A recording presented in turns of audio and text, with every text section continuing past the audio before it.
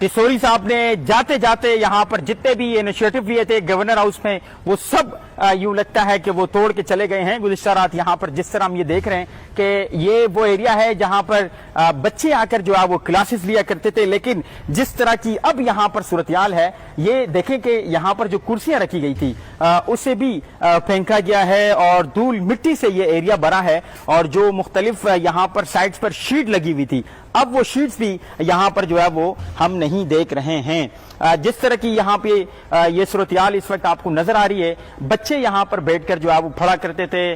यहाँ पर जो एसी वगैरह की सहूलत थी वो तमाम तर जो है वो यहाँ से निकाल दी गई है। जो सिस्टम से इस तरफ दिखाएं बाकर रजा साहब, प्लीज इधर आए जरा ये दिखाएं। यहाँ पर सिस्टम पर जो है वो इस टेबल्स पर सिस्टम हुआ करते थे, अब वो तमाम तर जो है वो साइड पर जो है वो स्टॉक करके रखी गई है, यानी ये इस्तेमाल में अब नहीं लाई जा सकती है। इसी तरीके से जहां जहां तक हमारी निगाहें जा रही है तो धूल मिट्टी ही हमें नजर आ रही है और इसके अलावा